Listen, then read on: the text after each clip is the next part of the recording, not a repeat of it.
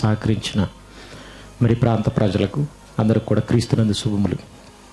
చిన్న ప్రార్థన చేసుకుని వాక్యదానంలోనికి మనం వెళ్దాం. ప్రార్థన.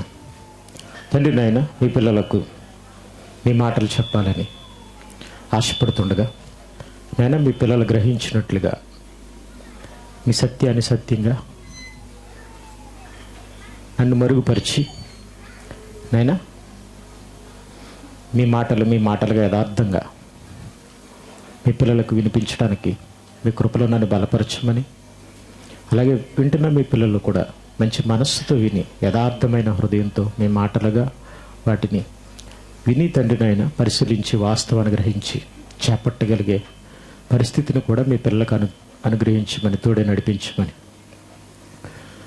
మా ప్రభు మీ ప్రియకుమారుడైన యేసుక్రీస్తు ప్రభువారి పేరట ఈ ప్రార్థన సమర్పించి అడిగి వేడుకుంటున్నాం తండ్రి. ఆమేన్. ప్రియమైన వర్లారా, ఈ సమయం క్రైస్తవ సోదరులుగా మనందరికీ ఒక ప్రత్యేకమైంది. మరి ముఖ్యంగా అంటే క్రీస్తు పుట్టుకను జ్ఞాపకం చేసుకునే పరిస్థితి ఈనాటి ఈ మాసంలో మనకు కనిపిస్తుంది. యేసుప్రభువారు ఎందుకు పుట్టారు అనే దాన్ని మనం ఆలోచించాలి. ఎందుకు పుట్టారు అని మనం ఆలోచిస్తే ఇప్పుడున్న క్రైస్తవ సమాజాన్ని, లోకంలో జరుగుతున్న పరిస్థితుల్ని కనుక మనం ఆలోచిస్తుంటుంటే ఏదో పండగ చేసుకోవడానికి, సందడి చేసుకోవడానికి, గెంతులేయడానికి ఆయన పుట్టాడు అనుకున్నట్టుగానే క్రైస్తవులు చేస్తున్న తతంగం అంతా చూస్తే మనకు కనిపిస్తుంది. దేవుడి పేరు చెప్పుకుని సందడ పడకూడదు ఏంటండి అని మీరు అనుకోవచ్చేమో. సందడి చేసుకునే అంత పరిస్థితి, అవకాశం బైబిల్ని బట్టి చూస్తే మనకు లేదు, అసలు కనిపించట్లేదు. యేసుప్రభువారు నేను పుట్టాను కదా, నా పుట్టుకున్న రోజున మీరు హ్యాపీ క్రిస్మస్ అని, హ్యాపీ అని చెప్పుకోండి అని ఏం చెప్పలేదు. అసలు మీరు సందడి చేయాలనుకుంటే ఎప్పుడు చేస్తారంటే, జనులు నా నిమిత్తము మిమ్మల్ని హింసించి, దూషించి, చెడ్డ మాటలు పలుకున్నప్పుడల్లా అప్పుడు మీరు సంతోషించి ఆనందంతో గొంతులు వేయండి అని అన్నాడండి. అంటే అప్పుడు గొంతులు వేయమన్నాడంటే ముందు వేయమనా వద్దనా? క్రిస్మస్ పేరు చెప్పి గంతులు వేయమనా వద్దనా? ఒకసారి మీరు ఆలోచించాలి. నేను ఇంగ్లీష్ మాట్లాడుతున్నానా, తెలుగు మాట్లాడుతున్నానా? లేకపోతే యేసుప్రభువారు మనకు అర్థం అవ్వాలని మాట్లాడారా, అర్థం కాకూడదని మాట్లాడారా? అంటే మనం ఎప్పుడు గొంతులు వేస్తామో తెలిసి అప్పుడు వేయకూడదని మాట్లాడా? క్రైస్తవ్యం దేవుడి పేరు చెప్పి ఎలా మారిపోద్దో భవిష్యత్తు తెలిసిన వాడిగా అలా మాట్లాడా? దెప్పు పొడుపుగా. ఇంకా అప్పుడు ఎవరికి ఎంత గంతులు వేస్తారో ఒకసారి మీరు ఆలోచించండి. మిమ్మల్ని అందరూ వెలివేస్తారు, ద్వేషించారు, మీరు గంతులు వేస్తారా ఏంటి? ఒకవేళ నన్ను భలే ద్వేషించారు, గంతులు వేశారు అనుకోండి, మిమ్మల్ని ఏమనుకుంటారు వాళ్ళందరూ? వీడికి పిచ్చెక్కిందిరా, మనం తరివేసిన దెబ్బకి వీడికి పిచ్చెక్కింది అని అనుకుంటారు. అవునా కదా? మరి ఎందుకన్నాడండి ఆయన ఏమి ఊరికనే మాట్లాడతాడేంటి? ఆకాశం భూమి గతించిన నా మాటలు ఎంత మాత్రం నెరవేరు వరకు గతించమన్నాడంటే ఆయన ఏం మాట్లాడుతున్నాడో, ఎందుకు మాట్లాడుతున్నాడో ఆయనకి తెలుసు. ఆకాశం కంటే, భూమి కంటే అవి గతించినా కూడా ఈ మాటలు గతించకూడదు. ఇవి అంత అవసరం సమాజానికి అని ఆయన మాట్లాడాడని మనం ఆలోచించాలి. యేసుప్రభువారి మాట అంటే ఏటనుకుంటున్నారు మీరు? సున్నా కానీ పొల్లు కానీ తప్పిపోకూడదు. కానీ వాక్యాలనే విడిచిపెట్టేశారు. వాక్యాలనే మరిచిపోయారు. ఆయన అలాగే చెప్తాడండి. ఆయన వేరే అలా చెప్తాడండి ప్రభు. ఎందుకంటే మనం బాధపడి ఇక క్రైస్తవ్యాన్ని వదిలేస్తావేమో, దేవుడి కొరకు బ్రతకవేమో అనే ఉద్దేశంతో ఆయన ఏం చేశాడంటే గంతులేయమన్నాడు. ఆనందపడమన్నాడు, ఎందుకంటే మీ ఫలం అధిక అవుతుందని. కానీ అలాగని ఉత్తప్పుడు గంతులు వేయొద్దని కాదండి అని మన వాళ్ళ ఆలోచన, అంతే కదండి. అప్పుడు లోకసువార్త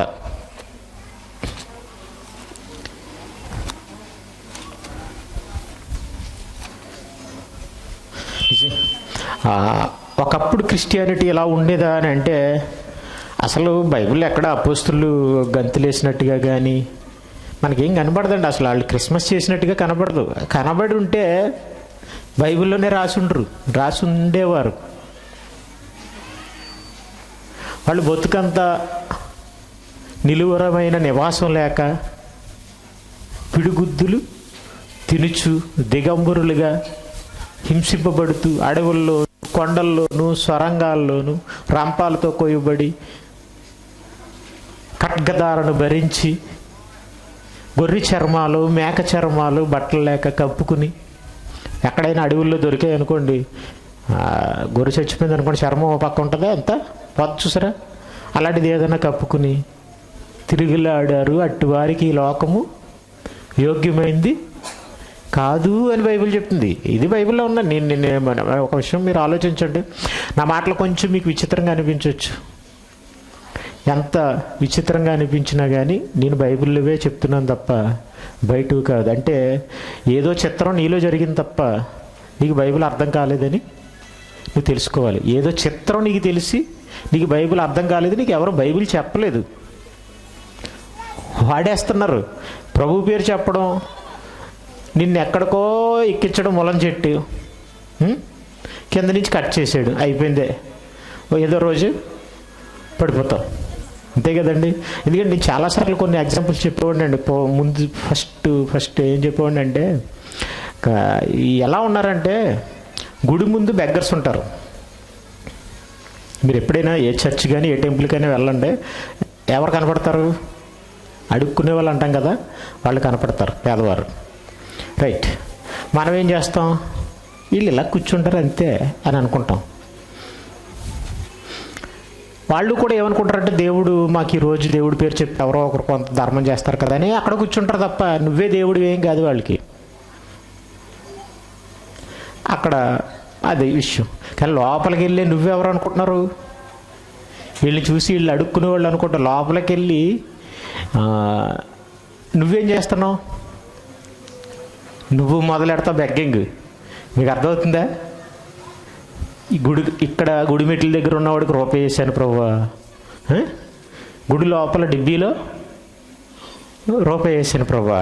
ఇప్పుడు ఏం చేస్తావంటే, లాటరీ తగిలినట్టుగా నువ్వు ఏం చేయాలంటే, కొంచెం చూడండి మరి మా పరిస్థితి అసలు కొంచెం బాగోలేదు, ఇల్లు బాగోలేదు, ఇంట్లో సామాన్లు కూడా బాగోలేదు ప్రభువా, మరి కొంచెం చూడు, అంతే కదండి.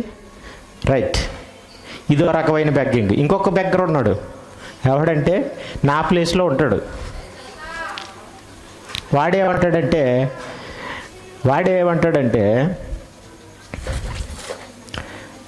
మీరు దేవుడికి ఇవ్వండి, దేవుడు మీకు ఇస్తాడు అంటాడు. ఇంతకీ దేవుడికి ఇవ్వడం అంటే ఎవరికి ఇవ్వడం అంటే, దేవుడు ఏమన్నా డబ్బులు తీసుకుంటాడంటే ఆయనకే. పోనీ నీకు కూడా దేవుడు ఇవ్వాలి కదంటే, చూసారా? ఆకులు నాకువాడు ఒకడైతే మూతులు నాకువాడు ఇంకొకడు. ఇది క్రిస్టియానిటీ. దేవుడి పేరు చెప్పి మోసమే జరుగుతుంది తప్ప, దోచుకోవడమే జరుగుతుంది తప్ప, ఎవరి పబ్బం వాళ్ళే గడుపుకుంటున్నారు. అంటే సేవకుడు ప్లేస్లో ఉన్నవాడు వాడి పబ్బం వాడు గడుపుకుంటున్నాడు. విశ్వాస ప్లేస్లో ఉన్న నువ్వు కూడా లాటరీ టికెట్ లాగా పాస్టర్కి ఎంతో కొంత పాడేసి లాటరీ ఇమ్మని ఆయన అడుగుతావు, ఇస్తాడని ఆయన అంటాడు, అయిపోయింది. ఇదే కదండి చర్చిల్లో జరిగేది. నేను అంటే ముందు పూర్వకాలం చాలా స్ట్రైట్ అండ్ ఫార్వర్డ్గా మాట్లాడేవాడిని. కానీ నేను కొంచెం నా వెర్షన్ మార్చుకున్నాను. ఎందుకంటే ఇలాగంటే ఎవరో వింటలేదు, వినే అవకాశం లేదు, ఎవరికి అర్థం కాదు, ఏదో కొద్ది దైవని జ్ఞానం చెప్దాం అని అనుకుని ఏదో కొంచెం వెర్షన్ మార్చాను. వెర్షన్ ఎంత మార్చినా కానీ ముద్ర మారిపోదు కదండి. ఈయన పలానా, ఈయన ఇలా మాట్లాడతాడు, అందరిది తప్పు అంటాడు, ఈ ముద్ర అలాగే ఉండిపోద్ది కదా.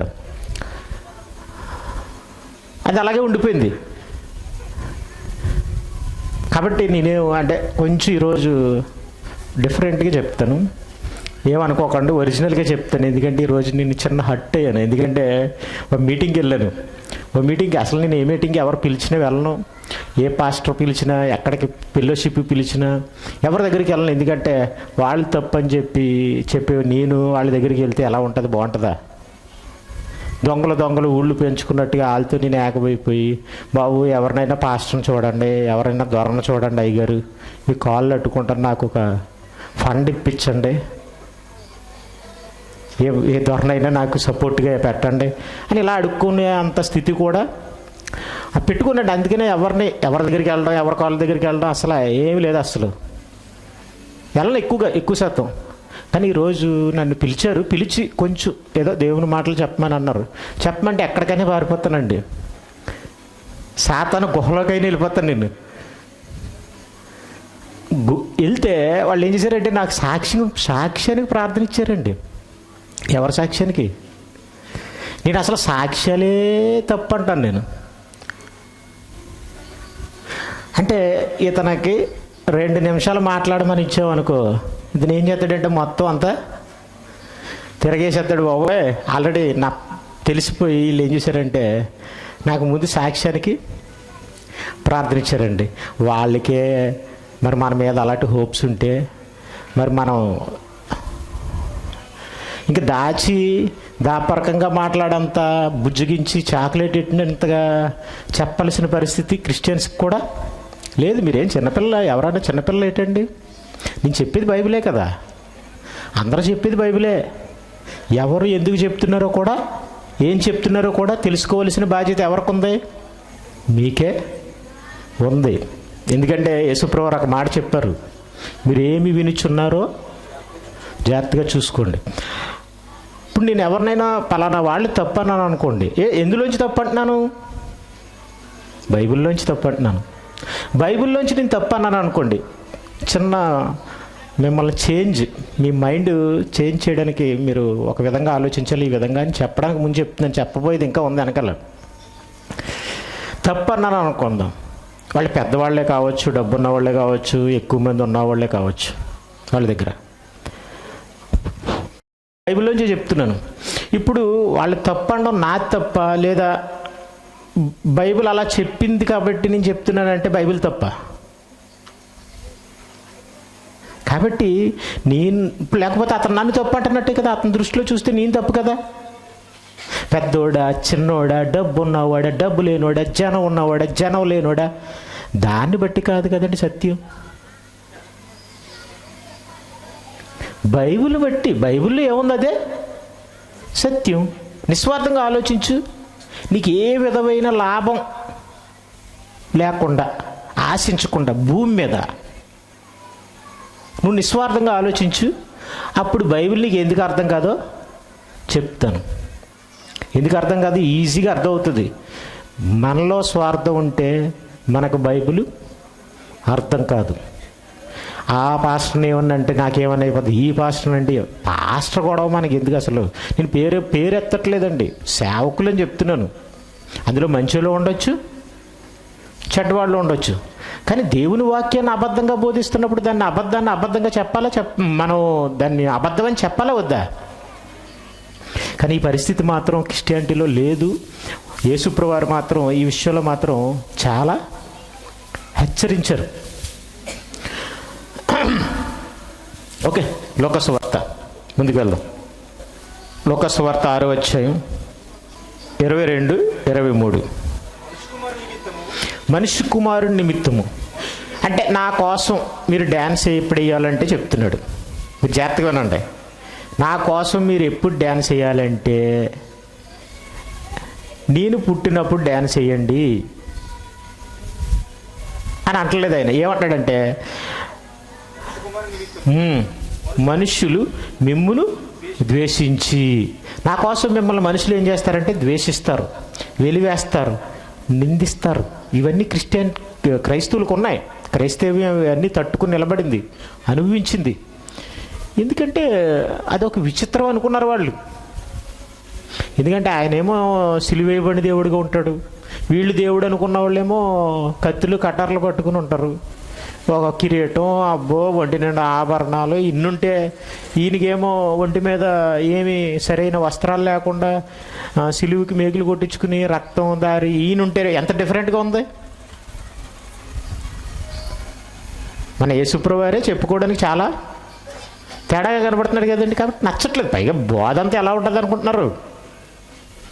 పాపం పాపం, క్షమాపణ క్షమాపణ, పరిశుద్ధత పరిశుద్ధత. ఇంట్లో భార్య తాగేవాడిని, ఏమండి తాకండి, ఎందుకంటే మీ ఆరోగ్యం పాడైపోతుంది, మీ ఆరోగ్యం పక్కన పెట్టండి, పిల్లలకు కూడా తిండి ఉండలేదు, నువ్వు డబ్బులన్నీ ఇంట్లో తీసుకెళ్ళి తాగేస్తున్నావు అని అన్నాడు అనుకోండి. వాడు ఏమంటాడు? నువ్వు నాకు కళ్ళు తెరిపించావు, ఇక్కడి నుంచి తాగని అంటాడా? పేక మీద కాలేసి తొక్కుతాడా? చెప్పాలి. పేక మీద కాలేసి ఏంటి నా ఇష్టం, నువ్వు నోరు మూసి ఎలా కూర్చో అంతే. ఉంటే తినండి, లేకపోతే మానేయండి. రెక్కలు ముక్క ఇక్కడ నొప్పులు అయిపోతున్నాయి, మరి తాగొద్దు. నీకేంటి ఇంట్లో కూర్చొని అలాగే మాట్లాడతావు మరి అని అంటాడు. అవునా? చూసారా, తాగేవాడు సరదాగా తిరిగేవాడే ఇంట్లో వాళ్ళనే కొట్టేసి తిట్టేసి తాగుతున్నప్పుడు మరి నువ్వు దేవుడి పేరు చెప్తే ఊరుకుంటాడా? పాపం చేయాలని ఆశపడేవాడికి నువ్వు దేవుడి పేరు చెప్పి వద్దు బాబు తప్పని చెప్తే ఊరుకుంటాడా? అందుకే నేను నిందిస్తారు, ద్వేషిస్తారు. బాబు ఇలాంటిది మన దగ్గర ఉండకూడదు. ఎందుకంటే ఇంట్లో ఆవిడ మారిపోయిందంటే ఇక్కడి నుంచి నన్ను తింటుంది, ముందుడి కంటే ఎక్కువైపోద్ది. కాబట్టి నిన్ను వెలివేస్తారు. కొంతమంది అయితే బోర్డులు పెట్టేశారు తెలుసా మీకు శక్తి. కొన్ని పల్లెటూరులో అన్య మత ప్రచారం మాకొద్దు, బైబిల్ పట్టుకుని ఎవరు మా గ్రామంలోకి రాకండి, అవసరమైతే లిక్కర్ బాటిల్, చీప్ లిక్కర్ అనో లేకపోతే గంజాయి కానీ దొంగచాటుగా అమ్ముతారా, అమ్మండి. బ్రాందీ కూడా అమ్మండి. ఏదో కల్తీ సారా అంటారు కదా, కల్తీ కళ్ళు, ఇలాంటివన్నీ అమ్మండి. కానీ బైబిల్ మాత్రం పట్టుకుని మా దగ్గరికి రాకండి అని బోర్డు పెట్టేసుకున్నారు కొంతమంది. మరి అలాంటి వాళ్ళు మనల్ని వెలివేరేటండి? వెలివేసినట్టు కదా, రాకముందే రాకండి అని అంటున్నాడంటే. ఇంకా కొన్ని బోర్డులు ఏమని కనపడతాయి అనుకుంటున్నారు ఊర్లో వెళ్తుంటేని? పలానా గ్రామ పంచాయతీ స్వాగతం సుస్వాగతం, మీరు వస్తున్నారు. అలాగే ధన్యవాదాలు, ఊరు దాటేస్తున్నప్పుడేమో ధన్యవాదాల బోర్డు, వస్తున్నప్పుడేమో కాకినాడ పట్టణం మా స్వాగతం సుస్వాగతం అని పెట్టారు. కానీ పట్టణానికి వస్తే స్వాగతం సుస్వాగతం, వెళ్ళిపోతే బాయ్. క్రైస్తవుడిగా వస్తే మాత్రం రాకు. చూసారా, ఏం పాపం చేసావండి? బాంబులు పట్టుకుని వస్తున్నావా, లేకపోతే బైబిల్ పట్టుకుని వస్తే బాంబులు పట్టుకున్నట్టే ఉన్నది వీళ్ళకి కదండి. కాబట్టి యేసుప్రభువారు ఏమన్నారు అనుకుంటున్నారు? మనుష్యుని ద్వేషించి వెలివేసి నిందించి వీడు క్రైస్తవుడయ్యాడు, వీడు తక్కువ కులాల వాళ్ళ దేవుడిని నమ్ముకున్నాడు, వీళ్ళు దేవుడు పలానా దేవుడు విదేశీ దేవుడని, మీ పేరు చెడ్డదని, ఇంక వీడు మారిపోయాడు అందులో దిగిపోయాడు అని మీ పేరుని కొట్టేస్తున్నారు వాళ్ళు. ఎక్కడ రేషన్ కార్డుల్లోంచి కూడా కొట్టేస్తున్నారులేండి, మొత్తం అన్నీ తీసేస్తారు. నీకు ఇచ్చే రాయితీలేవి ఎవరు రిజర్వేషన్ ఉండదు తెలిసే మీకు సంగతి. నువ్వు క్రైస్తవుడు అయిపోతే మొత్తం కొట్టేస్తారు నీకు. ఏంటండి, ఏమన్నా మనం ఏం తప్పు చేసాం? ఇది ప్రపంచంలో ఉన్న ఆ దినమందు సంతోషించి గంతులు వేయండి.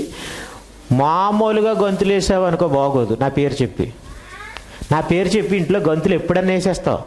నా పేరు చెప్పి 100 మందిని పోగేసి స్టేజ్ ఎట్టి బాగానే గంతులేస్తావు. కానీ నా కోసం బ్రతికితే, నా కోసం బయటికి వెళ్ళి చెప్తే నిన్ను ద్వేషిస్తారు, వెలివేస్తారు, నిందిస్తారు. అప్పుడు నువ్వు వచ్చి ఏం చేయాలి తెలుసా? బయటకు వచ్చి గంతులు వేయాలి. వేయగలవా? అంటే ఈ గంతులు ఇక్కడ మన స్టేజ్ మీద చేసి గంతులు రావాలే అండి. అప్పుడు ఏ గంతులు వస్తాయి? మన వాళ్ళు గంతులు వేస్తుంటారు ఎక్కడంటే స్టేజ్ మీద. మీరు చూసారు బ్రదర్ అనిల్ కుమార్ ఏమని ఏదో అంటాడండి, హల్లెలూయా అని ఒక పాట ఉంటుందండి, డ్యాన్స్ వేస్తాడండి. ఆ వీడియో పాపం ఏ పాట అని ఒకసారి నేను చూస్తే కొన్నిసార్లు డాన్స్లు వేసాడు, కొన్నిసార్లు వేయలేక మొత్తం మీద ఇలా వేసాడు. వాటిని TV5 TV9 వీళ్ళందరూ చూపించారు. బావేమో ఒకలా ఉదరగొడుతుంటే చల్లు ఇంకో బావ మొత్తం వేడి పుట్టిస్తున్నాడు డ్యాన్స్ చేసి. అని అన్నారు. మళ్ళీ కరుణామయుడు యేసుప్రభువారు మీకు తెలుసు కదా, కరుణామయుడు సినిమాలో యాక్ట్ చేశాడు. అతను ఎవరు? విజయ్ చంద్ర. వాడిని కూడా అతన్ని కూడా తీసుకొచ్చారు. వాడంటే మళ్ళీ నన్ను కొట్టేస్తారు మీరు రాళ్ళతోటి, యేసుప్రభుని ఏదన్నా అన్నానని. వాడేం చేశాడు అనుకుంటున్నారు?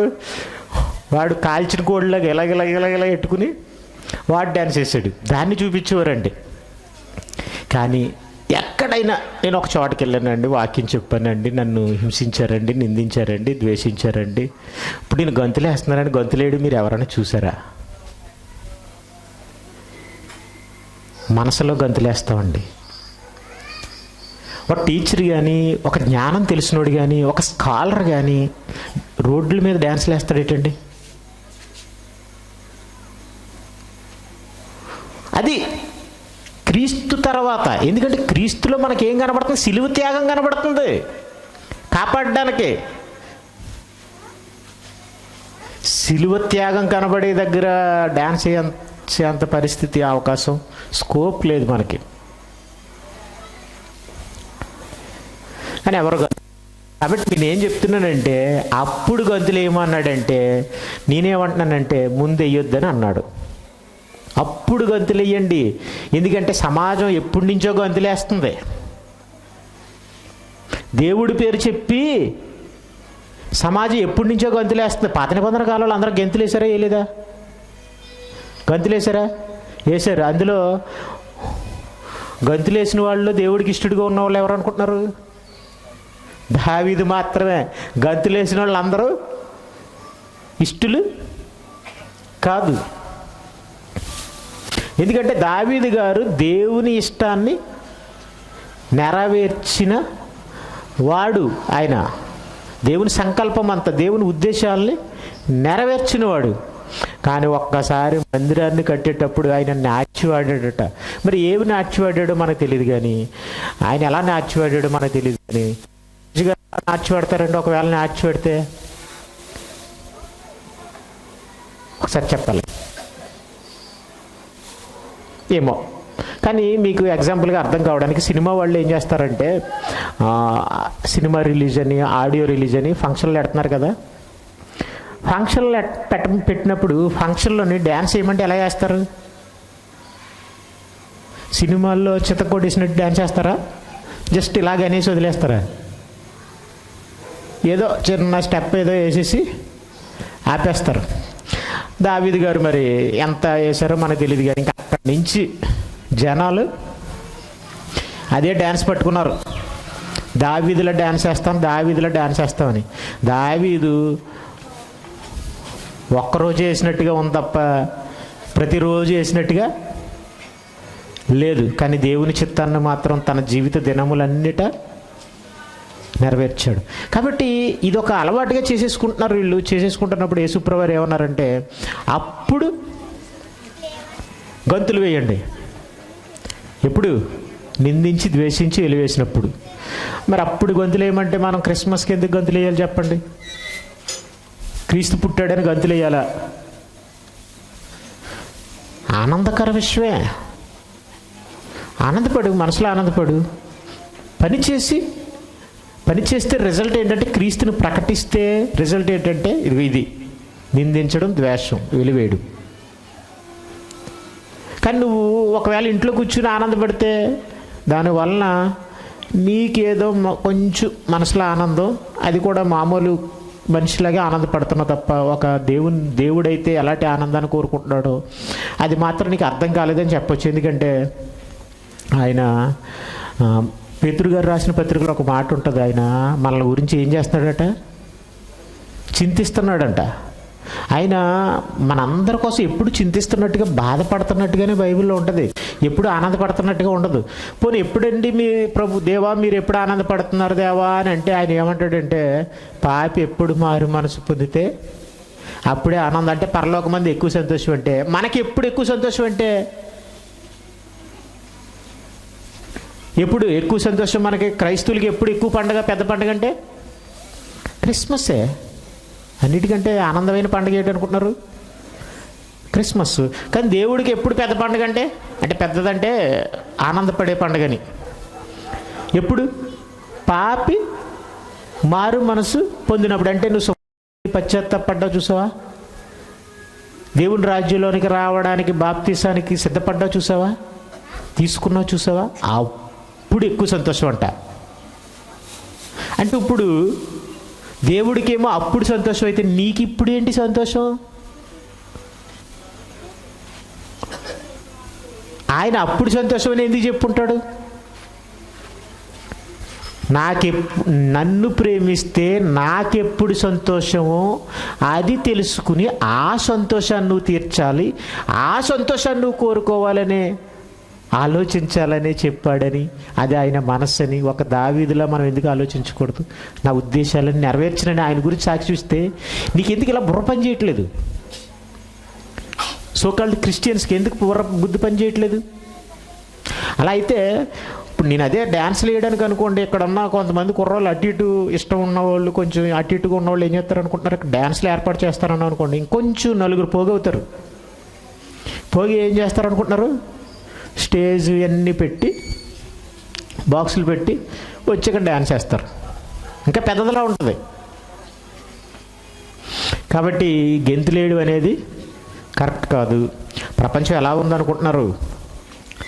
చీకట్లో ఉంది, పాపంలో ఉంది, చచ్చిపోతే నరకానికి పోతున్నారు. దేవుడు ఎప్పుడూ ఆనందపడ్డండి. పుట్టినరోజు లేదు, ఆ రోజు లేదు, ఏ రోజు లేదు. మనం అంటే దద్దములు. ఈరోజు మనకు పుట్టినరోజు ఆనందం, రేపు తర్వాత రేపు మళ్ళీ ఏడే ఇంట్లో ఎలకలు, అదే పొయ్యిలో ఎలకలు పడుకుంటా అంటారు కదా, అంతే. పొయ్యిలో రేపు ఎలకలు పడుకున్నా ఈరోజు మాత్రం ఆనందమే. అంటే మనకి అంత అల్పకాలం, మనకు బుర్రలేని కాలం. భవిష్యత్తు గురించి సరిగా ఆలోచించనమాట ముందు కోసం. ఎందుకురా ఈరోజు పుట్టినరోజు చేసుకుని రేపు మళ్ళీ పస్తుండడం మామూలుగా ఉందా? ఎప్పుడు ఉందని ఎగిరిపడడం, లేదని డేలా పడిపోవడం ఎందుకు? ఇది ఇంకెంత మన బ్రతికి చాలే అని స్థిరంగా ఉండేదానికి దానికి ఎంత తేడా ఉంది? కాబట్టి దేవుడు ఎలా చెప్పాడో, బైబిల్ ఎలా చెప్తుందో అది జాగ్రత్తగా వినాలి. ప్రపంచం అంతా పాపంలో ఉంటే దేవుడు నిజంగా బాధపడతాడు. పాపం అనే చీకట్లో ఉంది. ఆనాటి ఇశ్రాయేలు కూడా అసత్యం అనే చీకట్లో ఉన్నారు. వాళ్ళ చేతుల్లో కూడా మన చేతుల్లో ఉన్న 39 పుస్తకాలు ఉన్నాయి, పాత నిబంధన ఉంది. కానీ అది పట్టుకుని దాన్ని సరిగా చెప్పడానికి వచ్చిన యేసుప్రభువారిని ఏం చేశారో తెలుసా? సిలువ వేశారు. బైబిల్ పట్టుకున్న వాళ్ళకి ఇది కూడా తెలియదు. ఇది తెలిస్తే నాకులాగా చెప్పేవాడు మాటలు అర్థం అవుతాయి, నేను అర్థం అవుతాను. నేను బైబిల్లో చెప్తున్న సత్యమో కాదో తెలిస్తే. ఒకప్పుడు మనమైతే మామూలుగా పట్టుకుంటాం, వాళ్ళైతే ఆ మాటలను ఎవడైనా ఏమన్నంటే చంపేస్తారు. ఆ మాటలను ఆచరించకపోతే చంపేయాలి, రాళ్ళతో కొట్టి చంపేయాలి. అలా తీసుకున్న ధర్మశాస్త్రం కలిగిన వాళ్ళకి యేసుప్రభువారు అర్థమయ్యేలా చెప్పడానికి వస్తే సిలువెక్కిచ్చారు. ఎవరు అనుకుంటున్నారు? వాళ్ళే. చూసారా? అంటే అదో రకమైన చీకటి మొత్తం మీద ప్రపంచాన్ని అంతటిని ఏదో ఒక రకంగా లోకం మీద వ్యామోహం, విచ్చలవిడిగా తిరగాలి, సుఖం అనిపించుకోవాలి అనుకున్న వాడినేమో ఒక రకంగా ముంచేస్తున్నాడు సాతాను. దేవుడు కావాలని బైబిల్ పట్టుకున్నవాడినేమో ఇంకొక రకంగా టర్న్ చేసేస్తున్నాడు. మొత్తం అంతా ఏముందనుకుంటున్నారు? ఎటు చూసినా చీకటి.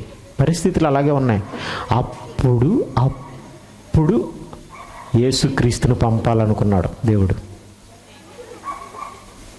ఎందుకంటే ఒకే ఒక చేప గోదావరికి ఎదురెత్తుంది. అదేంటి తెలుసా? పులస. అన్నీ మామూలుగా వెళ్ళిపోతాయి, కొట్టిపోతుంటాయి ఒడికి. కానీ గోదావరి అంటే చాలా స్పీడ్గా వస్తుంది కదండి. కానీ గోదావరికి ఈదుతుంది. ఈదితే అది ఏమైపోయింది అనుకుంటున్నారు? పులస అయిపోయింది. అప్పుడు నీకు ఎలా ఉంది? టేస్ట్గా ఉంది. దాన్ని పుస్తులతోడైనా అమ్మేసి కొనాలనుకుంటారు. అలాగా మొత్తం ప్రపంచం అనే ప్రవాహానికి ఎదురు నిలిచిన వాడు ఎవరు అనుకుంటున్నారు? పాపంలో పొర్లుతున్న ప్రపంచానికి ఎదురు నిలిచిన వాడే యేసుప్రభువారు. ఆయన ఒక పులస లాంటి వాడు అనమాట అండి. ఆయిల్లో ఏముంటుంది అనుకుంటున్నారు? సారం ఉంటుంది, ఆయనలో టేస్ట్ ఉంటుంది. దైవికంగా మీరు ఆలోచిస్తే అస్సలు కరెక్ట్గా ఆయనలోనే కనపడుతుంది మనకి. ఆయన అందరిలాగా నలుగురితో హల్లెలూయా లేకపోతే మరొకటి, ఇలాగా దేవుని స్తోత్రం స్తోత్రం స్తోత్రం స్తోత్రం, అమ్మాబ్బాబ్బాబ్బా, ఏమి ఏమి భక్తి, ఏమిది, ఏమి చప్పట్లు, ఏమి ఆనందం. దేవుడు అంటే ఎంత భక్తి అంటే ఇంత భక్తులు ఎక్కడా కనపడరు. అంతే, ఇక్కడ ఉన్నంతసేపే గెంతులేసి ఇంట్లోకి వెళ్ళి మామూలే, అంతే తప్ప నలుగురిలోనే మేము గెంతులు వేస్తాం. బయటికి దేవుడికి కోసం చెప్పి గెంతులు మాత్రం బాధలు అనిపించి అమ్మయ్య దేవుడి కోసం బ్రతికామని మాత్రం చెప్పలేము మేము అనే పరిస్థితి.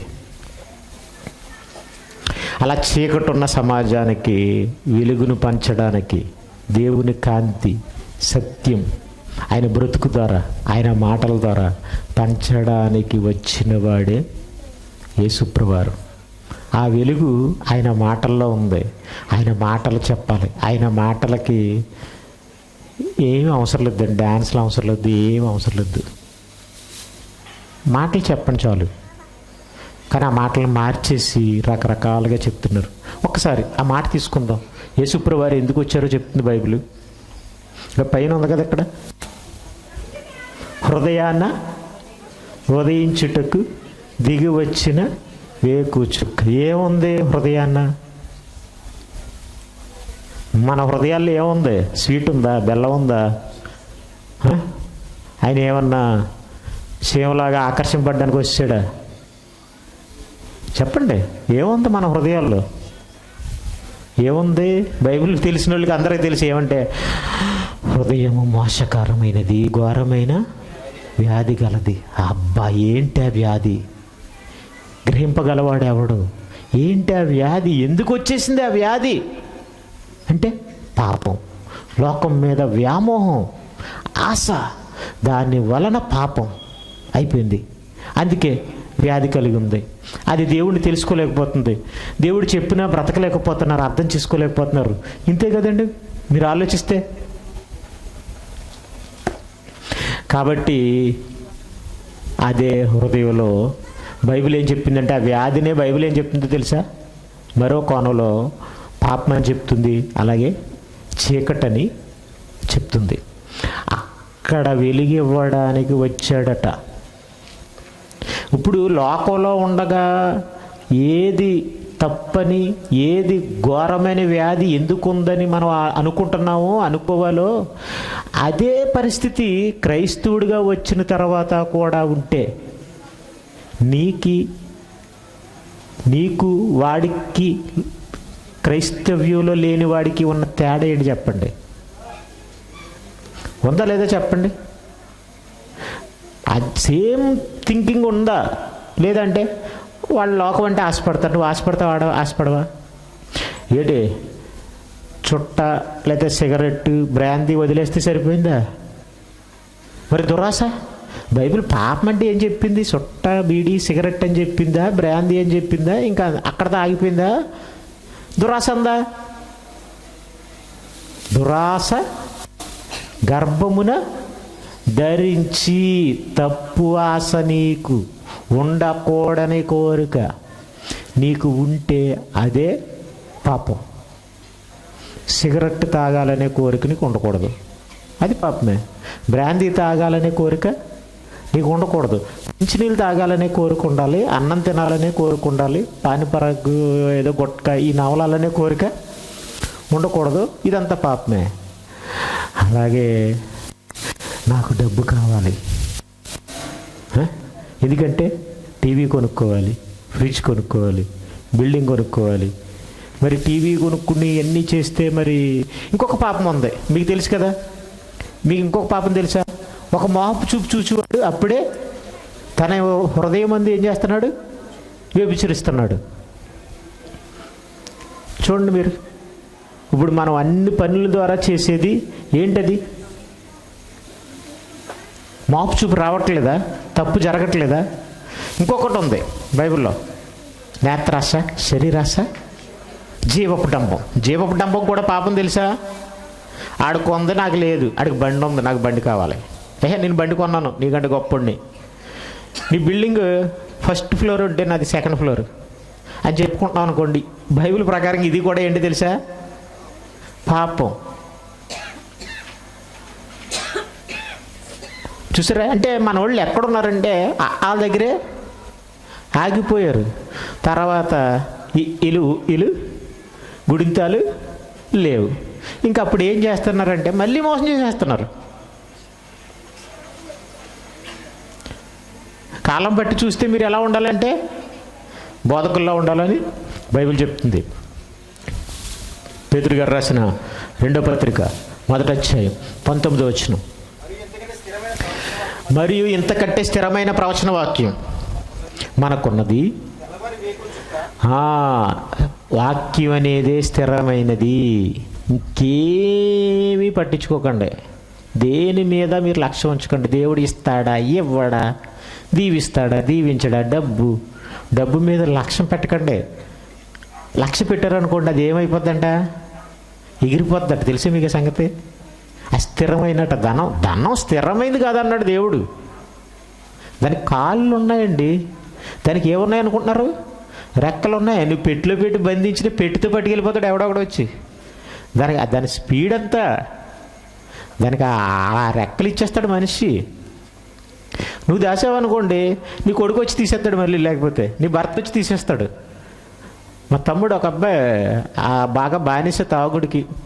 మన సంవత్సరం అంతా నాతో తిప్పుకున్నాను, ఈ సంవత్సరం మనోడు దొరకట్లేదు నాకు. వాళ్ళ ఇంట్లో బోటు మీద వేటకెళ్తాడు, బోటు కట్టేశారు అన్నప్పుడు, రిపేర్కి పెట్టారు అనుకున్నప్పుడు మొత్తం వాళ్ళ ఆవిడకేమో ఒంట్లో బాగోగా చెయ్యి తిరిగిపోతే హాస్పిటల్లో ఉంటే మనోడు ఏం చేశాడంటే మొత్తం బీరువాని పగలగొట్టి తీసుకెళ్ళి అందరికి ఫ్రెండ్స్కి పార్టీ ఇచ్చాడట.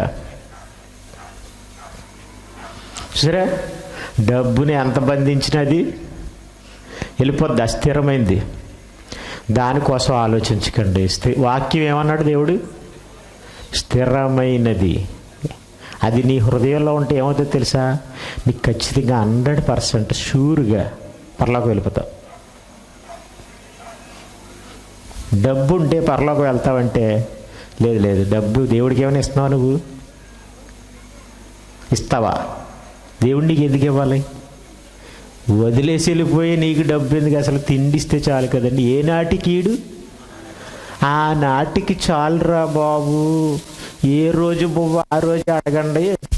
ఎందుకురా మాకు ఎంత ఇచ్చేయమని అడుగుతారు అని అంటే, లేదు కీడే కావాలి. ఏం కావాలి? మాకు కీడే కావాలి. ఈ మాట కూడా బైబిల్లోనే ఉందండి. రేపటి దినాన్ని గురించి మీరు ఏం చేయకూడదు, చింతించకండి. అంటే చింతించడం ప్రార్థిస్తాం. బల్లెటోడివే, మాకు అదే చింత, ప్రార్థిస్తాం అంటే ఆయన ఏమంటున్నాడు మళ్ళీ కింద వెంటనే మనకి, బాబా అది మీకు కీడునైనా ఏనాటి కీడు అన్నాడు చాలంటే, ఏటి అది కీడేటి? ఎవరైనా భర్త చనిపోయినా ఆవిడ ఎదురొస్తే కీడు. ఎవరు మారండి ఇంక అసలు. ఇప్పటికీ కొంతమంది క్రైస్తవులు ముహూర్తాలు చూసుకునే వాళ్ళు ఉన్నారు తెలుసా, పెళ్ళిళ్ళకి ఇల్లులకి. ఏం మారారు? ఎందుకు మారలేదు ఇల్లు? స్థిరమైన ప్రవచన వాక్యం మనకున్నది. ఎందుకున్నది? వాక్యం స్థిరంగా ఎందుకుంది? ఎందుకంటే ఈ రోజు నుంచి చెప్పేసి వెళ్ళిపోతే కుదురుతుంది ఏంటి? మీరు రేపు అడగొచ్చు నన్ను. ఎందుకంటే వాక్యం మారదు, నేను మార్చలేను కదా. ఎవరి చేతుల్లో ఉన్నదైనా అదే బైబిల్. కానీ మీరు దాన్ని సరిగా ఆలోచించట్లేదు. ఆలోచించకుండా ఎవడో పడితే వాడు మార్చేస్తున్నాడు. మీరు నిలదీయండి, తప్పు చెప్పినోడు నిలదీయండి.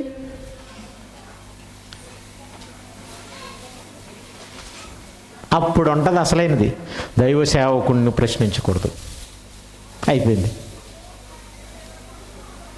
ఎందుకు బైబిల్ ఎలా ఉందో నువ్వు ఎందుకు ఇలా చెప్తావు? కానీ నేను చెప్పేవి 100% అవసరమైనవే.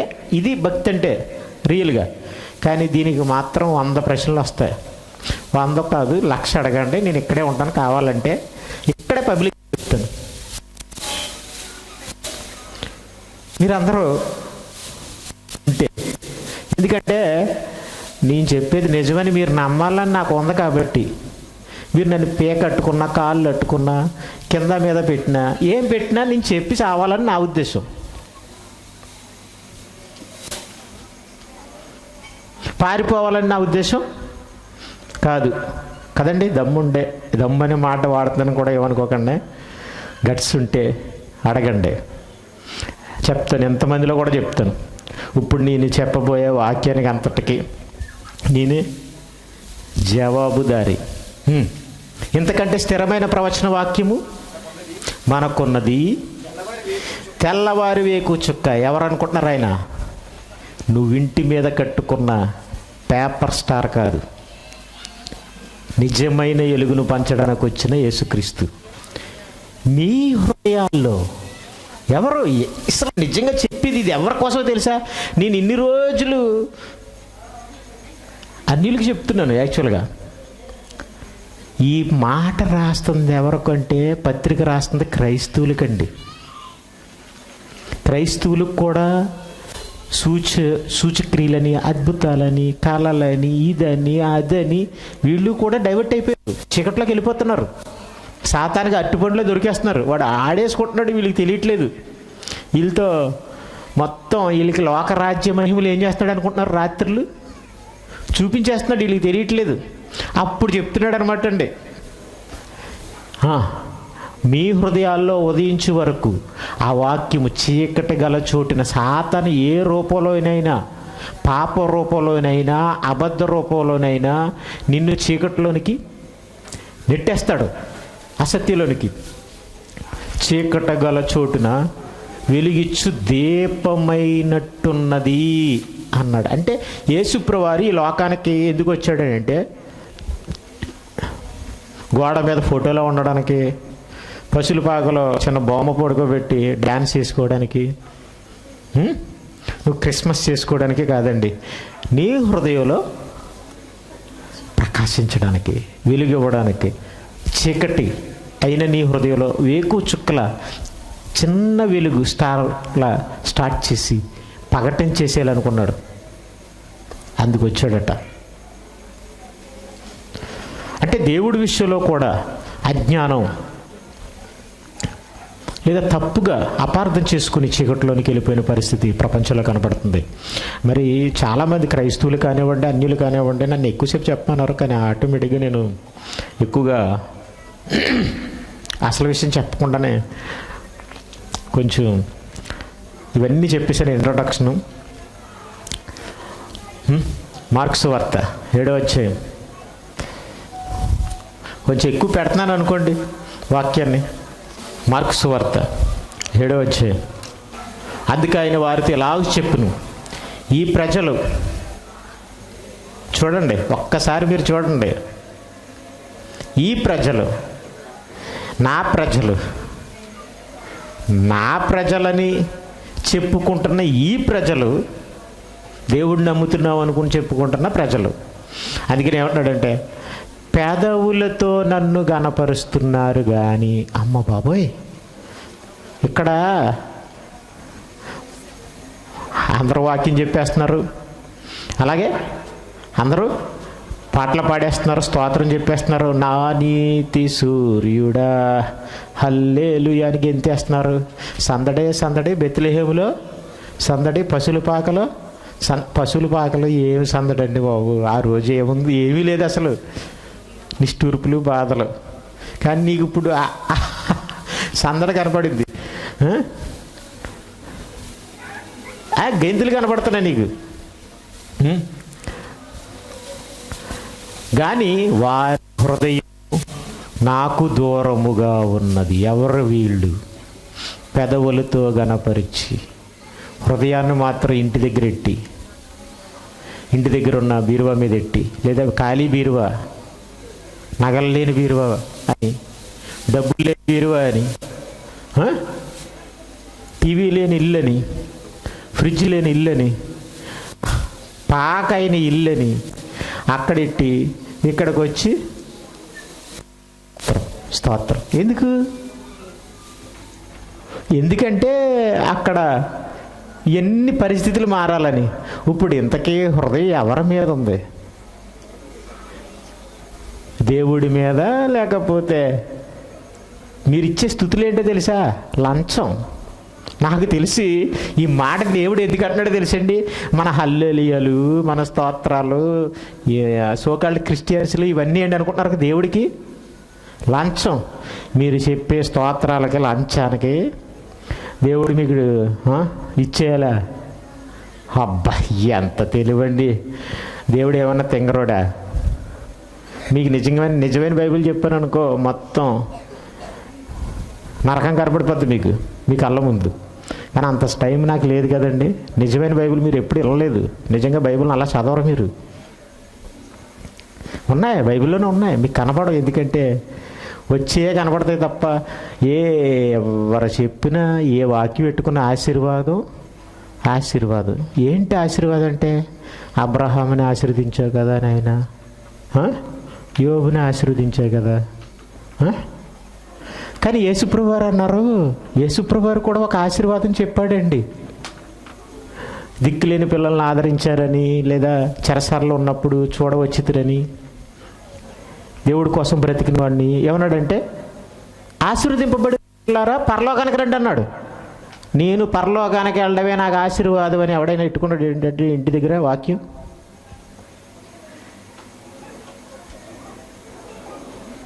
ఈ ఆశీర్వాదం కోసం యేసుప్రభు చెప్తే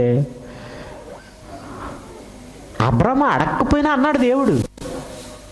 మీకు విషయం చెప్పమంటారా? అడిగితే ఇస్తానని అనలేదు, అడగకపోయినా అన్నాడు. అబ్రహాం ఏమో వద్దన్నాడు. వద్దన్న దేవుడు ఇచ్చాడు. ఆయన ఏం చేశాడంటే దాన్ని పక్కనెట్టేసి ఈయన గుడారాల్లో తిరిగాడు. అంటే అర్థం ఏంటంటే నీకు ఈ పాఠం చెప్పడానికి. నువ్వేమో ఇచ్చాడనేది అర్థం చేసుకుంటున్నావు తప్ప, వద్దన్నాడు, ఇచ్చాడు, ఇచ్చిన పక్కన పెట్టాడు, నడిచాడు అని అంటే ఇప్పుడు నేను అడగాలా వద్దా?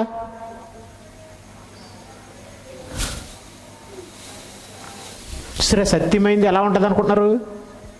బహులోతుగాను దూరముగాను ఉంది. దాన్ని పరిశీలన చేయగలవాడు ఎవడు? అయితే నాకు దూరముగా ఉన్నది, మరి వాళ్ళు భక్తి చేస్తున్నారు కదండి అని అంటే, వారు భక్తి పెదాల మీద చూపించే భక్తి, పొంగిపొరలపోయే భక్తి ఏంటనుకుంటున్నారు? మానవులు కల్పించిన పద్ధతులు, పెద్ద పెద్ద సౌండ్లు, పాటలు, గెంతులు. ఆరాధన అంటే ఏంటంటే ఎగిరి గంతేయాలి, చొక్కా ఇప్పి విప్పాలి, జేబులో కచ్చీపు ఉంటే. మీరు ఎప్పుడైనా చూసారు లేదో కొన్ని సభల్లో ఏం చేస్తారో తెలుసా? ఇది ఎక్కడ ఉంది కచ్చీపు. ఆరాధన అనగానే పాట పాడతాడండి, ఇంకంతే. ఏదే బటనీల మీద శనగల మీద ఈగలు దులుపుతున్నట్టుగా. ఎవడరా నీకు నేర్పించాడు? ఎక్కడ కాపీ కొట్టా? ఈ కచ్చీపి ఇప్పుడు సినిమాల్లోనా లేకపోతే బస్ స్టాండ్లోనా? ఆ పిడత కింద పప్పు అమ్ముతాడు కదా, ఆడి దగ్గర కాపీ కొట్టావా? అంతే, ఇంకంతే కాపీ. ఎక్కడ మీటింగ్ పెడితే అక్కడ టింగ టింగ టింగ టింగ టింగ టింగ టింగ టింగ టింగ టింగ టింగ అంతే. కచ్చీపు గంతు, ఒంటికాల మీద గంతులు. ఇప్పుడు నేను అవి ఎట్టలేదు అనుకో, ఏదండి ఇక్కడ స్టార్ ఏదండి, ఈ చర్చికి స్టార్ ఏదండి, ఈ చర్చికి లైట్లు ఎవడు చెప్పాడు? ఇది దేవుడు చెప్పాడా? లేదు. అని నువ్వు చేసుకుంటూ చేసుకో బాబు, నీకు నమస్కారం. కానీ చెయ్యాలి చెయ్యాలి చెయ్యాలి పెట్టాలని ఎందుకురా పెట్టేస్తున్నావు అంటే, మానవులు కల్పించిన పద్ధతి అది. ఆ మానవుడు ఎవరంటే మా పాస్టర్. అంతే కదండి. ఆ మానవుడు ఎవరు? మా పాస్టర్ ఫెలోషిప్ ప్రెసిడెంట్. మా పాస్టర్ చాలా సీనియర్ పాస్టర్. సీనియర్ అయినా జూనియర్ అయినా బైబిల్ దగ్గర ఎవరు అనుకుంటున్నారు? విద్యార్థే. బైబిల్లో ఏం చెప్తాడు? ఏమంటాడు తెలుసా? యేసుప్రభు వారు నీకు లేక సీనియర్ అని, పాస్టర్ ఫెలోషిప్ ప్రెసిడెంట్ అని అండవు. ఏమంటాడు తెలుసా? గెట్ అవుట్ అక్రము చేయవారులారా. ఏరా మీకు బైబిల్లో ఉందా? లైటింగ్ ఉందా? స్టార్ ఉందా? అది పెట్టుకోమని అందరికీ ఎందుకు చెప్తారు? పెట్టుకుంటే నీ ఇష్టం. దానివల్ల మాత్రం ఏమీ లాభం లేదు. దేవోపదేశములని బోధించుచు, చూసారా, డాన్సులు వేసి ఆరాధిస్తే అది ఆరాధన కాదు, వ్యర్థం. వ్యర్థం ఏంటి అంటే, నువ్వు అర్థంగా చేస్తే, మంచి ఆరాధన చేస్తే నీకు ఫలం ఉంటుంది. ఆ ఫలం ఏంటో తెలుసా? పరలోకం. వ్యర్థంగా ఆరాధిస్తే దేవుడు ఏమి ఇవ్వడు అంటావా? ఆశీర్వాదం అంటావా? దేవుడు ఏం చేస్తాడంటే, నువ్వు దేవునికి సిరికి దాసులుగా ఉన్నారని దేవుడు చెప్పేశాడు. అంటే ఆ సిరి ఎవరిదంటే సాతాను ముద్దు బిడ్డ. నాదేంటంటే నాది పరలోకం. నేను ఇచ్చే ఆఫర్ ఏంటంటే పరలోకం, వాడిచ్చే ఆఫర్ ఏంటంటే సిరి. అందుకని దేవుడు ఏమన్నాడంటే, మీరు దేవునికి సిరికి దాసులుగా ఉన్నారు అన్నాడు. ఇది సీక్రెట్.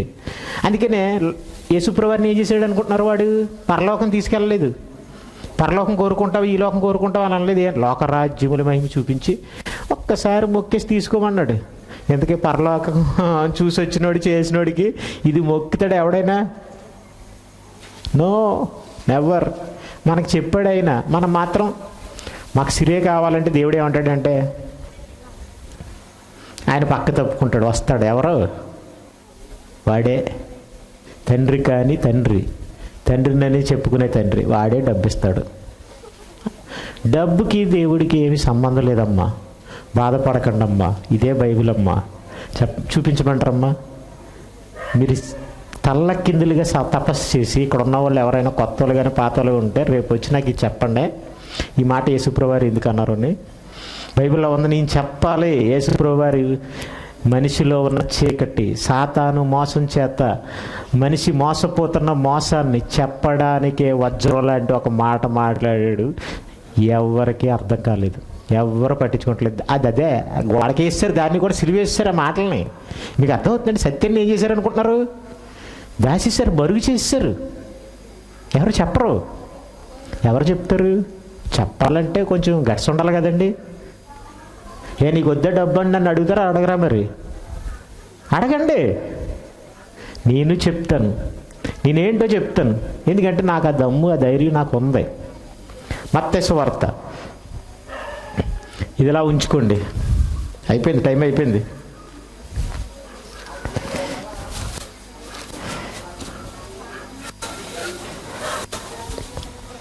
ఆరో అధ్యాయం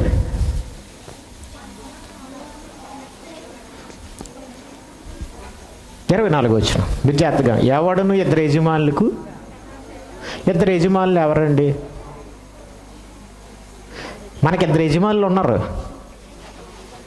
భార్యకి భర్త, అంతే కదండి.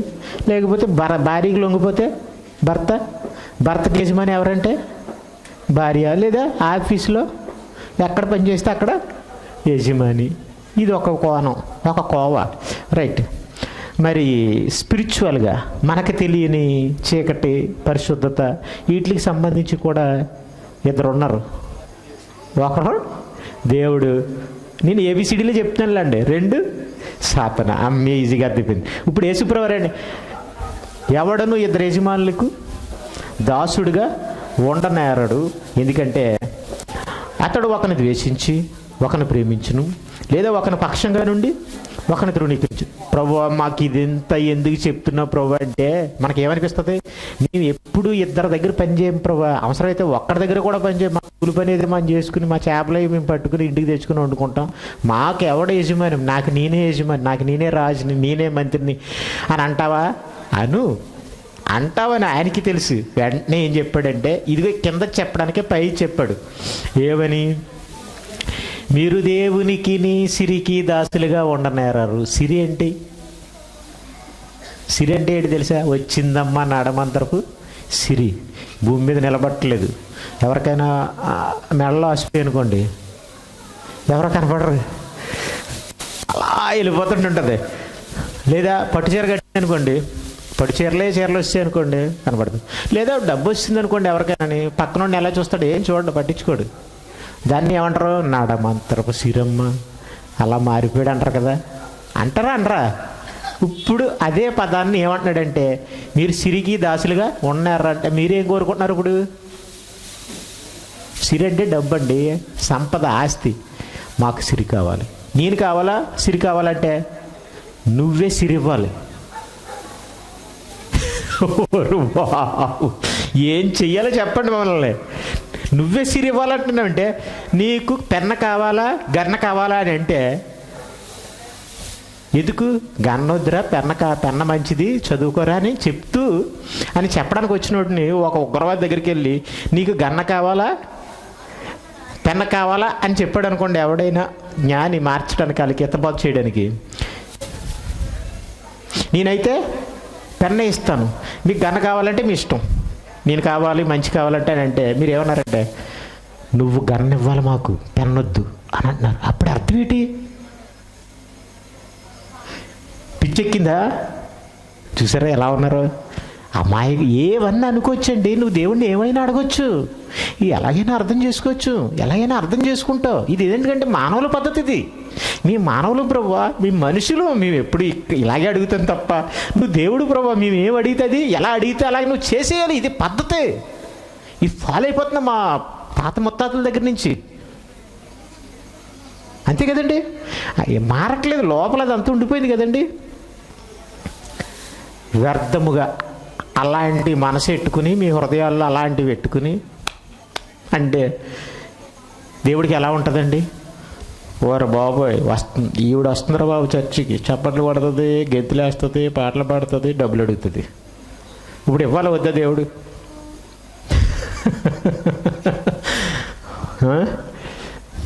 సాతానికి అప్పచెప్తాడు అనమాట, వదిలేస్తాడు సాతాన్ని. మరి కుక్క వెళ్ళి చూసుకో, ఆ కుక్కను అంటాడు. ఎన్ని చెప్పినా ఈ కుక్కకి అర్థం కావట్లేదు.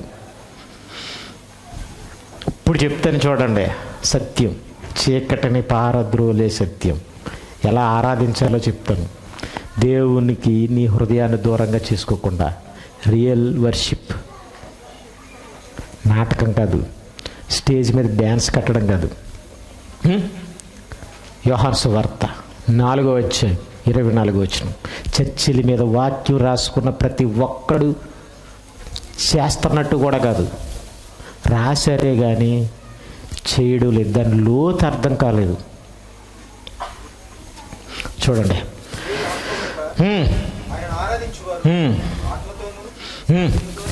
ఆరాధించాలి అంతే కదండి. దేవుడు ఆత్మ గనుక అంటే ఆయనకి ఏం అవసరం లేదు, మంచినీళ్ళు అవసరం లేదు. మంచినీళ్ళు ఎవరికి కావాలి? శరీరానికి.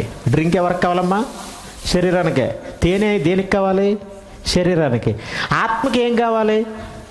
జ్ఞానం అట్టిదని తెలుసుకోమన్నాడు కాబట్టి ఆత్మకి ఏం కావాలంటే వాక్యం కావాలి. అంటే దేవుడు ఆత్మ గనుక కొబ్బరికాయ అవసరం లేదు, అరటిపళ్ళు అవసరం లేదు. మనోళ్ళు అయితే ఏమంటారంటే, నా చిన్నప్పుడు మా అమ్మ ఫోటో దగ్గర దండం పెట్టేటప్పుడు అరటిపళ్ళు రప్పించేది శనివారం చేసేటప్పుడు. ఒకసారి వీళ్ళ దగ్గర డబ్బులు ఉండవు కదండి, రేపు పంచదార తెచ్చి అక్కడ వేసి దండం పెట్టే అనేది మా అమ్మ. ఏం వేసినా పర్వాలేదు, ఏదోటి ఎట్టేస్తే దేవుడికి ఏదోటి ఎట్టాలంతే మరి లేనప్పుడు. ఇది మానవుల పద్ధతి అండి. అసలు ఇవేమీ అవసరం లేదు. దేవుడు ఎందుకు అవసరం లేదంటే అవన్నీ ఆయన తింటాడా ఏంటి? ఎక్కడైనా మీరు ఫోటో దగ్గర ఫోటోల దగ్గర ఏమన్నా కొబ్బరికాయలు ఎప్పుడైనా మాయమైపోయా? అరటిపళ్ళు కానీ ఏమైనా దేవుడు తీసుకోడండి. చివరికి మాయం చేసేది ఎవరనుకుంటున్నారు? మాయం చేసే దేవుడు నువ్వే, తెలుసా మీకు? అందుకని దేవుడు ఏమన్నాడో తెలుసండి, వారి కడుపే వారి దేవుడు. ఉందా బైబిల్లో?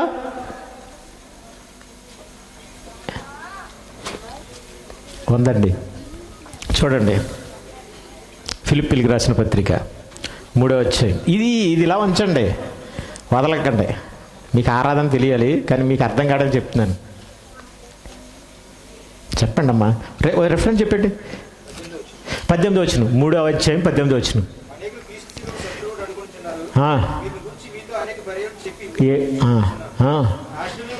వీళ్ళు క్రైస్తవులు అని చెప్పుకుంటున్నారు కానీ సిలువ అని ఇలాగలగలా వేసుకుంటున్నారు, చర్చిల్లో వేసుకుంటున్నారు, ఇంట్లో సిలువ పెట్టుకుంటున్నారు. కానీ సిలువ అంటే త్యాగం, బాధలు, కష్టాలు అనిపించాడు. కానీ వీళ్ళకి ఏంటిది? ఎవరు కావాలి ఇప్పుడు? కడుపు నిండాలి.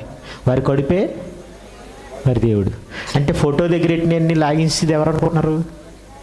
ఒకవేళ దేవుడు ఏమన్నా ఇచ్చాడు అనుకోండి, ఎవరు కడుపు నిండుతుంది? నీదే. కష్టపడి తినేస్తావు, మళ్ళీ దేవుడిస్తే కూడా అది కూడా తినేస్తావు. అమ్మాయి అంత పెద్ద కడుపు అండి బాబు నీది. కష్టపడితే కూడా నిండదు. స్పెషల్గా దేవుడు కూడా ఇవ్వాలి కడుపు. ఎంత ఆశలండి మనకి. ఇంటికి ఒంటికి ఎంత పెట్టినా సరిపోదని నువ్వే అంటావు. అయినా కావాలంటాం. అదే పెద్ద చీకటి. అయితే నాకేం కావాలంటే, బాబు నీకు నమస్కారం, నీ కడుపుకో నమస్కారం, నువ్వు నాకేమీ అట్టొద్దు, నాకేమీ ఇవ్వద్దు, నువ్వేమీ అడగొద్దు, నన్ను ప్రేమించాలని అనుకుంటే, నన్ను ఆరాధించాలనుకుంటే ఈ పద్ధతులన్నీ కూడా వద్దు, నాకు ఏం చేస్తావంటే యథార్థము. పైన ఉంటుంది చూడండి 23 వచనంలో. యథార్థత అంటే అర్థం ఏంటి తెలుసా? గాని గోని ఇది ఇన్ని లేకుండా ఇంకేం కలపకూడదు. దానికి ఇంకోటి అయినా కలిపామనుకోండి, అది పాడైపోద్ది. స్వచ్ఛమైన పాలు అంటే అర్థం ఏంటి? నీళ్ళు లేవు, నీళ్ళు కలపలేదు కదండి. నీళ్ళు కలిపితే పోయింది, కల్తీ జరిగిపోయింది. అలాగా యథార్థం అంటే అర్థం ఏంటంటే ఇంకేమీ యాడ్ చేయకూడదని అర్థం. ప్లెయిన్గా నిజంగా నిక్కచ్చిగా చెప్పుకోవాలంటే ఆరాధన అంటే ఆత్మతోనూ సత్యముతో. నీ ఆత్మను ఉపయోగించు. నువ్వేమి ఉపయోగించాలి? సత్యం. సత్యంతో ఆరాధించడం ఏంటి? సత్యాన్ని తెలుసుకో. అప్పుడు నీ మనసులో కలిగితే చూసావా భావన, నీ మనసులో చేంజ్ వస్తా చూసావా? దేవుడి మీద ప్రేమ వచ్చి నేను ఎలా బ్రతుకుతున్నాను, లోకంలో నా ఆశలేంటి, నా ఆలోచనలేంటి అని నువ్వు దేవుణ్ణి అడుగుతున్నా చూసావు, ఇవన్నీ ఎగిరిపోతాయి. ఇవన్నీ ఉండవు. మీకు ఒకటే చెప్తాను, నేనే మార్గం నేనే సత్యం అన్నాడండి యేసుప్రభువారు. అంటే అర్థం ఏంటి? యేసుప్రభువారు సత్యంతోనే తండ్రిని ఆరాధించాడు, ఆనందపరిచాడు. ఎలా బ్రతికాడు? తలవాల్చుకోవడానికి చోటు లేదు, నాకు అవసరం లేదు అన్నాడు. నాకు లేదు బాబు, నువ్వు వస్తావా అన్నాడు. నీకు కూడా ఏమైనా వస్తావంటే పారిపోయారు. మనం ఎలాంటి వాళ్ళం అంటే ఆయన అలాగే చెప్తాడు, ఆయన్ని అడిగిదాం. ఏంటంటే మన తెలియదండి, మనం మొదరష్టపు తెలివి మంది కదా. యథార్థంగా ఆరాధించేవారు ఆత్మతోనూ సత్యంతో ఆరాధించడం అంటే అర్థం ఏంటి తెలుసండి? సత్యం అయితే నిన్నేం చెప్తుందంటే పాపం చేయొద్దు, నీతి న్యాయంగా నడుచుకో, దేవుడు అంటే భయం భక్తి కలుగు. ఇదేనండి ఆరాధన. ఎంతేసి జీవపు డంబం కలిగి ఉండి దేవుడి పేరు చెప్పి నువ్వేదో నీవు సంపాదించేశాను అని చెప్పేసి చెప్పుకుంటే దేవుడికి అవమానం తప్ప, సిగ్గు తప్ప. నిన్ను చూసి సిగ్గుపడతాడు దేవుడు. మీకు తెలియదేమో, నేను దేవుడు నాకు సంపాదన ఇచ్చాడనంటే దేవుడికి అదేంటి అనుకుంటున్నారు? సిగ్గు. సిగ్గు పడవలసిన సంగతులు ఏంది? వాళ్ళు ఏం చేస్తున్నారు? ఎక్కడుంది? అక్కడే 3:18 చూసారా? పైనే ఉంటుంది, వద్దు తీయద్దు. కాబట్టి యథార్థంగా ఆరాధించేవారు. ఈ వచనాలు బాగా చదివేసి మనం ముగించేద్దాం, ఇంకెక్కడికి తీయొద్దు. యోహాను సువార్త జాగ్రత్తగా వినండి. ఇది తరతరాలుగా మానవాళికి అర్థం కాని సత్యం. యేసుప్రభువారు వచ్చి చెప్పాల్సిన సత్యం. ఆయన రాకడలో పరమార్థం ఈ మాటలో ఇమిడి ఉంది. దేవుణ్ణి ఆరాధిస్తున్నామని, పూజిస్తున్నామని చెప్పుకుని దేవుణ్ణి ఆరాధించని ప్రపంచానికి, మానవుల పద్ధతుల్లో కొట్టిపోతున్న ఈ ప్రపంచానికి మేలుకొలుపుగా ఆయన చెప్పిన మాటలే ఇక్కడున్నాయి. అందరికీ దేవుణ్ణి ఆరాధించడం అంటే ఇష్టమా కాదంటే చాలా ఇష్టం. కానీ అది యేసుప్రభువారు చెప్పాడు, అది మానవుల పద్ధతి కాదు, దేవుడు కోరుకున్న పద్ధతి. ఇక్కడ ఆగిపోండి. దీన్ని ఇప్పుడు ఇలా చెప్తున్నాను కదా, ఆలోచించండి, మీరు సవాలక్షగా ఆలోచించండి. అర్థం కాకపోతే మాత్రం నిద్రపోకండి, ఊరుకోకండి. యోహాను సువార్త పైనుంచి చూద్దాం, 4వ అధ్యాయం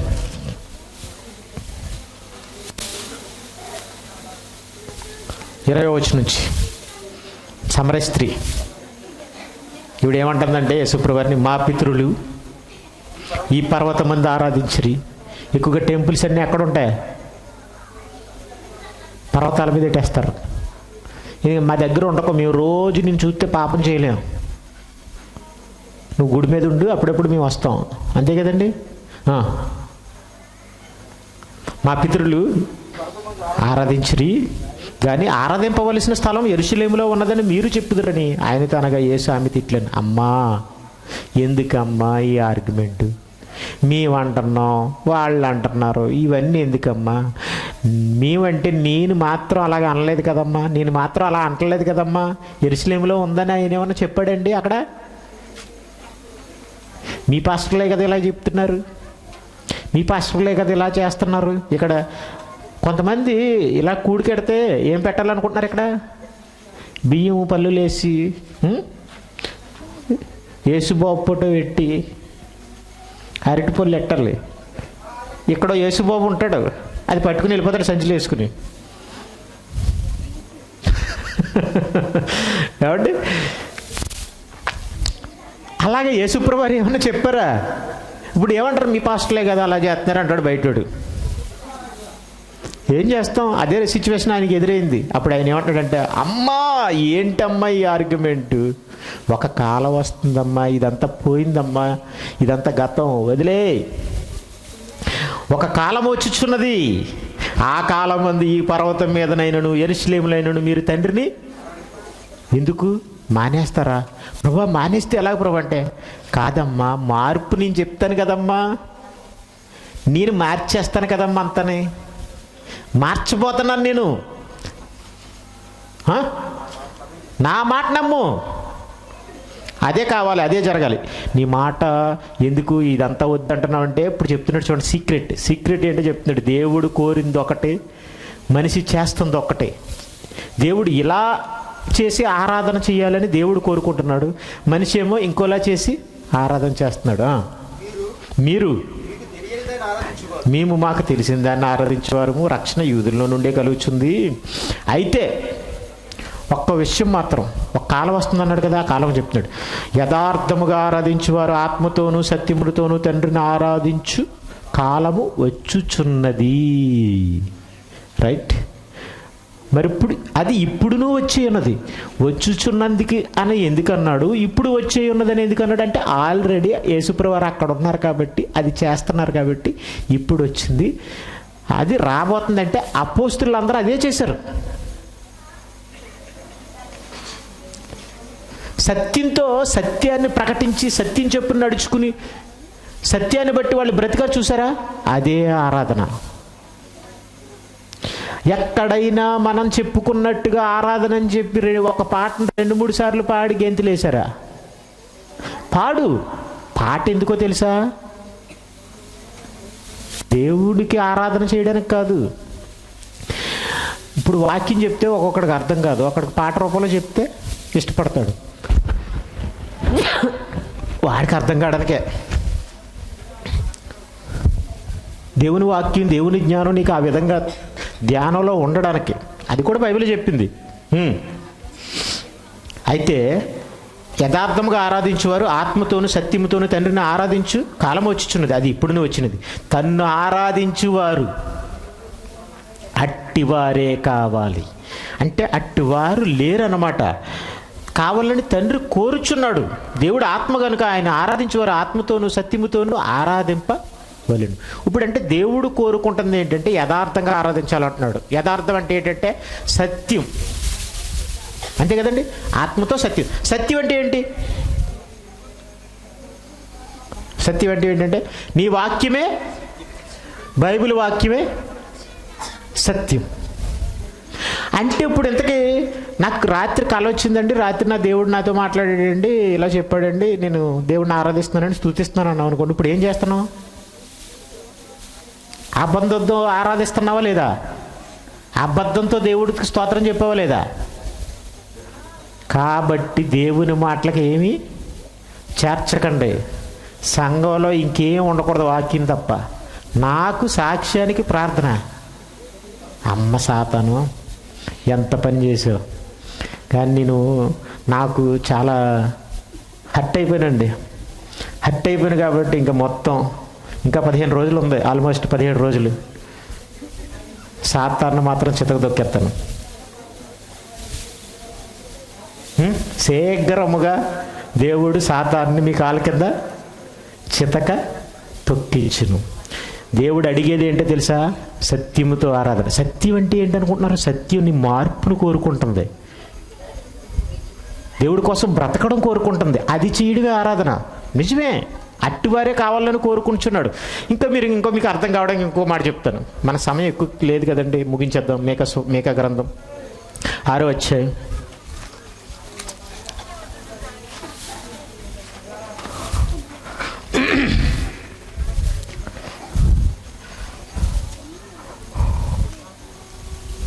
మేకా గ్రంథం 6వ అధ్యాయం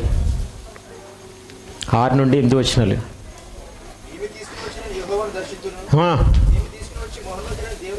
నమస్కారం చేతును, దహన బలులను, ఏడాది దూడలను అర్పించి దర్శించిన. ఏ వేలు అర్పించాడు, ఇది అర్పించాడు, ఇవన్నీ చెప్తారు. దానికి వెనకాల ఉన్నది మీకు అర్థం కాదంతే. వేలాది పొట్టేళ్ళు తెచ్చేసి దేవుడి దగ్గర నరికేసామనుకుందాం, అర్పిస్తామనుకుందాం, ఆయన సంతోషిస్తాడా? పోనీ ఒలివ తైలువని, ఆ తైలువని, ఈ తైలువని తెచ్చేసి అక్కడ పోసేసామనుకుందాం, దేవుడు సంతోషించిన అంటే లేదు. నా అతిక్రమణకైనా జ్యేష్ఠపుత్రుని ఇస్తున్నా, పోనీ నా కొడుకుని ఇచ్చేద్దాం అని అంటే సంతోషమా దేవుడికి? No no no no. అంటే నా కొడుకుని సేవకు సమర్పించేస్తానని అనుకున్నాను, సంతోషం అంటే ముందు నువ్వు మారకుండా ఇస్తే పెద్ద సంతోషం ఏమి ఉండదు. మీకు అది అర్థం కావాలి. ఇంకా చూడండి, నా పాప పరిహారమునికై నా గర్భఫలం ఇచ్చిన మనుష్యుడా. ఓ మనిషి, ఏదిద్దాం అనుకుంటున్నావు తప్ప ఇచ్చే నువ్వు ఎలా ఉండాలో నీకు తెలుసా? ఇచ్చే నువ్వు మారివ్వాలి. మారకుండా ఇస్తే అది పనిచేయదు బిడ్డ. నువ్వు మారకుండా ఏ గుడికి వెళ్ళినా దానివల్ల ఏంటి ఉపయోగం? నీ మనసు మారకుండా, నువ్వు పాపాన్ని విడిచిపెట్టకుండా, నీ దురాశలను విడిచిపెట్టకుండా, నీ జీవపు డంబాన్ని విడిచిపెట్టకుండా, దేవుడికి అది ఇచ్చాను ఇది ఇచ్చానని మళ్ళీ అక్కడ కూడా గొప్ప చెప్పుకుంటుంటే ఏమంటాడు తెలుసా? ఒరే మనిషి, ఏది బెటరో ఏది ఉత్తమో నీకు తెలీదా? తెలియచేశాడు కదా. ఏమంటాడు తెలుసా? న్యాయంగా నడుచుకో. నువ్వు గెంతులేయడం కాదు బిడ్డ ఆరాధన దేవుడు కోరుకున్నది. నువ్వు న్యాయంగా నడుచుకో. నీ నడకలో న్యాయం ఉండాలి, నీ ప్రవర్తనలో న్యాయం ఉండాలి, నీ ప్రవర్తనలో యథార్థత ఉండాలి, అది దేవుడికి భయపడి ఉండాలి. అప్పుడు నువ్వు నిజంగా దేవుడు నిన్ను చూసి ఆనందపడతాడండి. నువ్వు దేవుడి కోసమే న్యాయంగా నడుచుకుంటున్నానని అనుకో, అందుకు నడుచుకో నిస్వార్థంగా. అప్పుడు దేవుడు ఆనందపడతారు. నువ్వు న్యాయంగా నడుచుకుంటే ఆనందం. అర్థమవుతుందా? ఆయనే దేవుడు. నిన్ను న్యాయంగా నడుచుకోమని చెప్పేవాడు దేవుడు తప్ప నాకు అది ఇయ్యి ఇది ఇయ్యి, చిన్న కోడి పిల్లని కోసిపడే అని అన్నాడు అనుకోండి, ఒక మేకని వేసిపడే అన్నాడు అనుకోండి, ఏటి దేవుడికి ఇదేంటి, నేను ఇవ్వకపోతే నీకేం తినలేడా, ఇది ఇవ్వాలా అని అనిపించాలి నీకు. చూసారా, బైబిల్ ఇలాగ చెప్తుంది. బైబిల్ సత్యం. ఇంతకీ సత్యం అంటే ఏంటనుకుంటున్నారు? హృదయాన్ని మార్చడానికి. నీ మార్పు కావాలి దేవుడికి. మారితే ఆయనకి ఏంటి వచ్చేది అంటే నీకే పరలోకం ఇవ్వగలడు ఆయన. నువ్వు మారకపోతే పరలోకం ఇవ్వలేడు. తెలుసా మీకు ఆ సంగతి? పుచ్చిపోయిన వంకాయలు ఇక్కడ పుచ్చిపోతే పరలోకం ఎలాగిమ్మంటారు చెప్పండి? పుచ్చిపోయిన వంకాయ నువ్వే బ్యాగులు వేసుకో, ఇంట్లో ఎట్టుకో, పారేస్తావు.